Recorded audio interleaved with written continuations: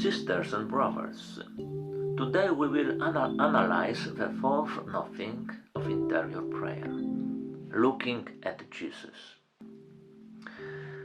While you are trying to look at Jesus, He and not your preoccupations is in the center of your prayer. It is He who is praying inside you to the Father. It is He who is constantly begotten inside you through His Father. It is He who is constantly acting as a gift to His Father.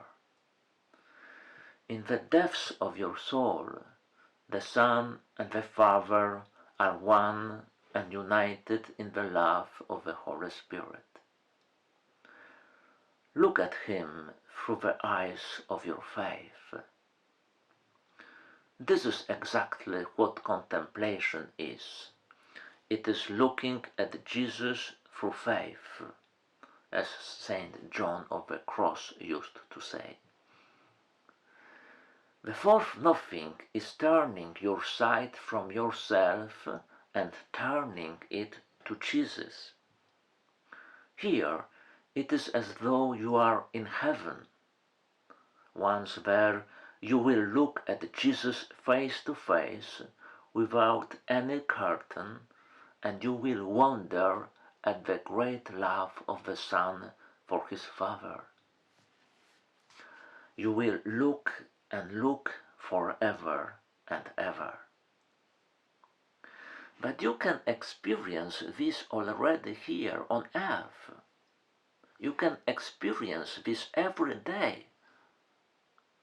Although you cannot yet see Him clearly, as though only in a mirror, nevertheless, you do see Him in reality.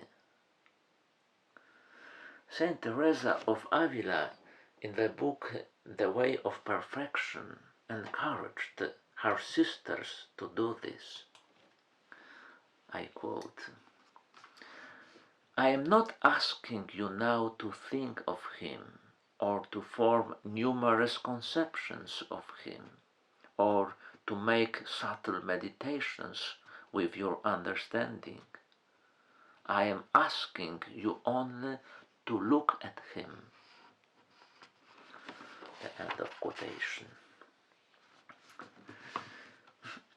You can look at God in two ways. Firstly, you can use your imagination. After reading the fragment of the Gospel, try to imagine it in your soul.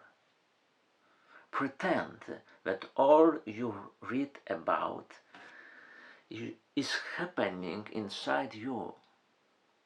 Look at Jesus, for example, when He is chatting to the Samaritan woman. Imagine Him sitting thirsty by the well in the hot afternoon and waiting for someone. Suddenly the woman comes along, weak and sinful, as we will soon find out. Jesus turns to her and speaks, "Give me a drink." Read their conversation carefully and try to picture the scene. Then take the next step. Try to imagine that you are this Samaritan woman. Your soul is married to 5 men, representing your senses, which dominate your whole life. You have never thought about entering your inner life, where your beloved dwells. Despite the fact that you have been unfaithful and you have given yourself to others, He doesn't stop talking to you, because He is desperate for your love. He is still waiting for you by the well and showing you the real depths where He wants to draw you. And what is more, he's revealing the secret of his life, telling you that true worshippers should worship God in spirit and in truth. He simply wants you. You can look at him like this in every scene written in the Gospel. However, for many, this type of contemplation is difficult and sometimes impossible. Instead of helping, the imagination proves to be disruptive and makes it impossible to contemplate any text. The more one tries, the more difficult it becomes. So, a second way of looking at Jesus becomes helpful without imagination or comparison. It is simply looking at Jesus. Simply looking at Jesus doesn't require any pictures or scenes. On the contrary, it is a simple, straightforward look without any curtain and without any assistance. It is looking at God, leading his internal life in your soul. This is like seeking the invisible by looking with your heart.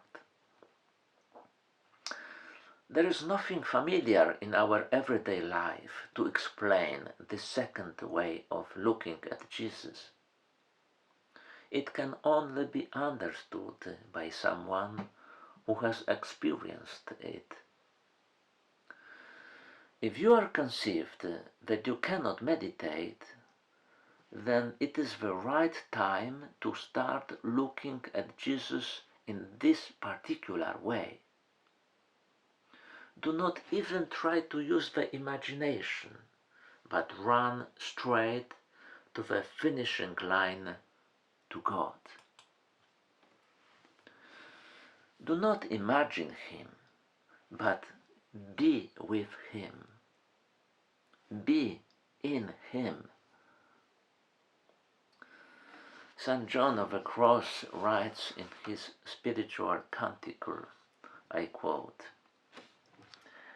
"Never seek to satisfy yourself with what you comprehend of God, but rather with what you comprehend not, and never rest on the love of and delight in that which you can understand and feel, but rather on what which is beyond your understanding and feeling.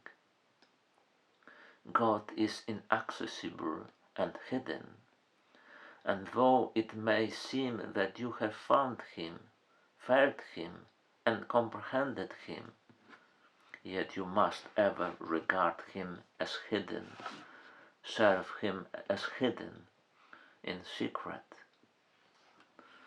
Do not be like many unwise who, with low views of God, think that when they cannot comprehend God or be conscious of his presence, that he is then farther away and more hidden, when the contrary is true, namely, that he is nearer to them when they are least aware of it. Thus, when you are near to him, the very infirmity of your vision makes the darkness palpable." The end of quotation. So, if you find it difficult to look at Jesus, be happy, because that means you now possess him. If you are looking at the sun, don't be surprised if you can't see anything. You are very close to being united with Jesus, just a stone's throw away.